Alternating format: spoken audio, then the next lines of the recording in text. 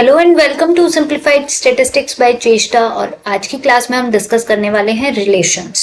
Last lecture में हमने Cartesian product और ऑर्डर पेयर पढ़े थे, राइट। आज हम डिस्कस करेंगे कि रिलेशंस क्या होते हैं। So let's discuss about relations.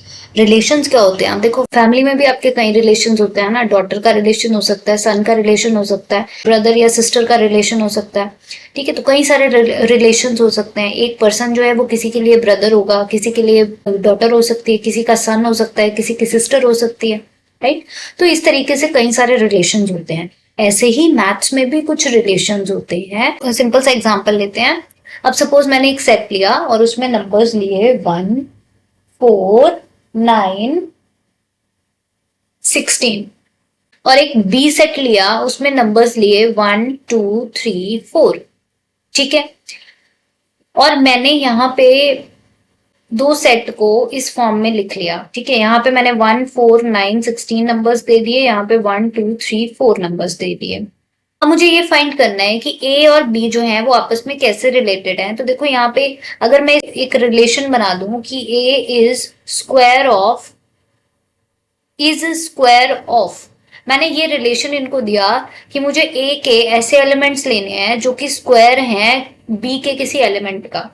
देखो बी के वन का स्क्वायर क्या होता है? 1 होता है, तो 1 से रिलेटेड हो जाएगा, ठीक है। 4 किसका स्क्वायर होता है? 4 इज स्क्वायर ऑफ 2, 4 2 से रिलेटेड है क्योंकि 4 जो है वो 2 का स्क्वायर है। 9 इज स्क्वायर ऑफ 3, 9 3 से रिलेटेड हो गया। और 16 इज स्क्वायर ऑफ 4, 4 का स्क्वायर है 16, तो 4 और 16 आपस में रिलेटेड हो गए, है ना। तो इसका मतलब क्या हुआ कि मैंने एक रिलेशन इनमें बनाया कि इज स्क्वायर ऑफ, मैंने एक रिलेशन नोट डाउन किया, इज स्क्वायर ऑफ। तो यहां से मुझे लिखा 1 इज रिलेटेड टू 1, ठीक है। 1 करके इसको लिखोगे। 4 is related to 2, 9 is related to 3 and 16 is related to 4। 16 जो है वो किससे रिलेट हुआ? 4 से। तो यहां से 4 रिलेशन मुझे मिल गए, 1R1, 4R2, 9R3 और 16R4। ये सभी एलिमेंट्स जो हैं वो आपस में रिलेटेड हैं। और इनका अगर हम एक सेट बना देते हैं, इनको अगर हम ऑर्डर्ड पेयर की फॉर्म में लिखें 1,1, 4,2, ठीक है, 9,3 और 16,4 और इनका एक सेट बना दें, इनको एक सेट के अंदर लिख दें, तो ये जो सेट होगा ये किसका सेट होगा? रिलेशंस का। आर रिलेशन को रिप्रेजेंट करता है और ये रिलेशन का सेट होगा जिसमें ये सभी रिलेशन आ जाएंगे, ठीक है। तो ये चीजें आपने ध्यान में रखनी है कि अगर हम कोई रिलेशन निकालते हैं, रिलेशन जो होगा उसमें सिर्फ वही एलिमेंट्स आएंगे जो उससे रिलेटेड होंगे, जो रिलेशन सेटिस्फाई करते होंगे, ठीक है।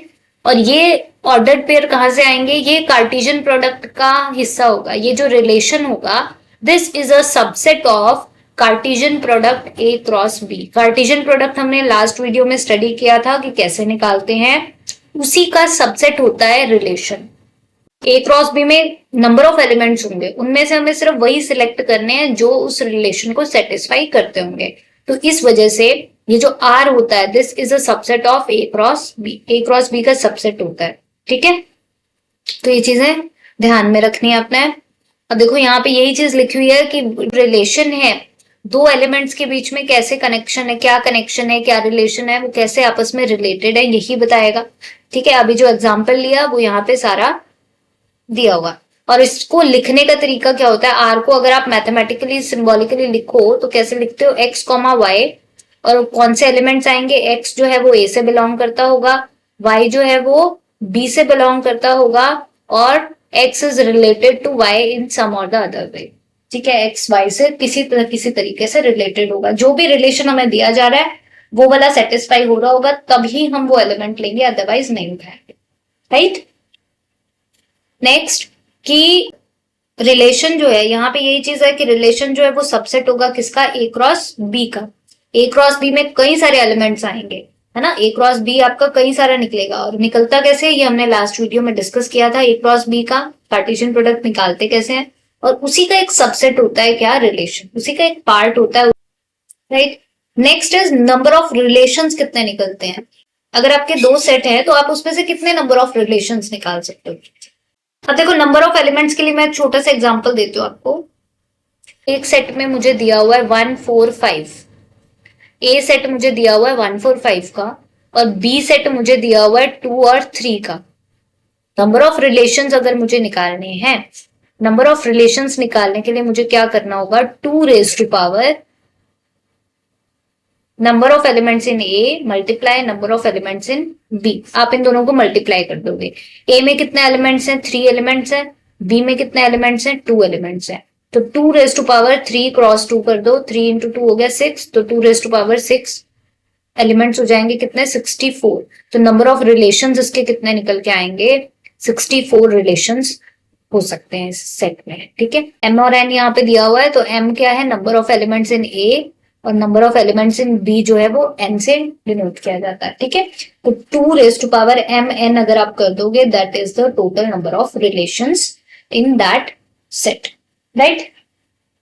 आई होप आपको ये कंसेप्ट क्लियर हुआ होगा। वीडियो पसंद आई हो तो लाइक शेयर और सब्सक्राइब जरूर करिएगा। For more videos stay tuned with simplified statistics by Cheshta. Thank you for watching.